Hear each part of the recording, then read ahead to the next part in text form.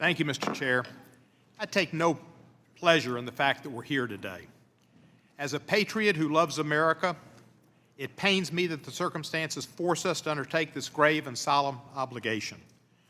Nonetheless, based simply on the publicly available evidence, it appears that President Trump pressured a foreign government to interfere in our elections by investigating his perceived chief political opponent. Today, we're here to uphold our oaths to defend the Constitution of the United States by furthering our understanding whether the President's conduct is impeachable. It is entirely appropriate that we're examining our nation's history as it relates to presidential impeachment. The framers of the Constitution legitimately feared foreign interference in our nation's sovereignty, and they wanted to ensure that there would be a check and balance on the executive. We sit here with a duty to the founders to fulfill their wisdom in being a check on the executive. We, the People's House, are that check. Under our Constitution, the House can impeach a president for treason, bribery, or other high crimes and misdemeanors. Professor Feldman, you've discussed high crimes and misdemeanors and the fact that the high refers to both crimes and misdemeanors. Can you just give us a little bit of a summary of what high crimes and misdemeanors are and how they're distinct from what Professor Turley said they were? Yes, sir. High crimes and misdemeanors are actions of the president in office where he uses his office to advance his personal interests, potentially for personal gain, potentially to corrupt the electoral process, and potentially as well against the national security interests of the United States. I would add, sir, that the word high modifies both crimes and misdemeanors. The framers' world knew of both high crimes and high misdemeanors. And I believe that the definition that was posted earlier of misdemeanor was not the definition of high misdemeanor, which was a specific term understood by the framers and discussed in the Constitutional Convention, but only of the word misdemeanor. And that's an easy mistake to make, but the truth is that high misdemeanors were their own category of abuses of office, and those are the things that are impeachable. Thank you, Professor. Professors Feldman, Carlin, and Gerhardt, you've all testified the President's conduct here implicates three categories of high crimes and misdemeanors: abuse of power, betrayal of the national interest, and corruption of elections. Is that right, Professor Carlin? Yes, it is. And Professor Feldman and Professor Gerhardt, do you agree? Yes. Yes, sir. Professor Carlin, you stated that the essence of an impeachable offense is the President's decision to sacrifice the national interest for his own private ends. Professor Feldman and Gerhardt, do you all also agree with that?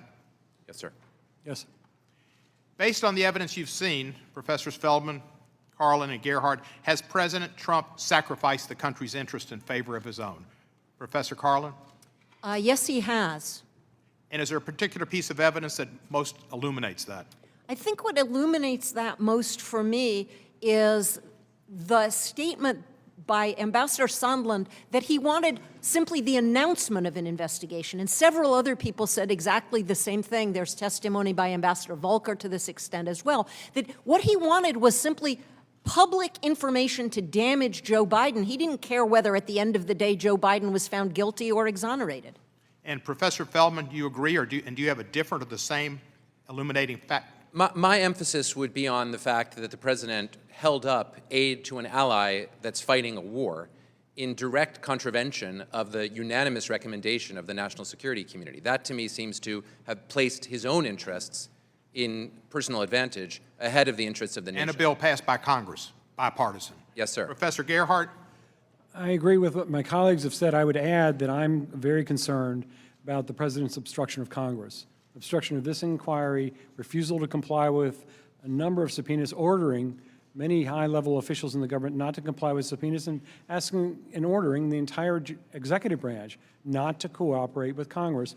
It's useful to remember the Constitution says the House has the sole power to impeach. The Constitution only uses the word sole twice, once with reference to the House in this area, once with reference to the Senate with respect to impeachment trials. Sole means only. And this is your decision. And let me get Professor Turley into this. Professor Turley, you're a self-described, self-anointed defender of Article I Congress guy. But you justify a position that says legally issued subpoenas by Congress enforcing its powers don't have to be complied with. It seems in this circumstance you're an Article II executive guy. You're talking about the Johnson impeachment is not very useful. That was maladministration. This is a criminal act.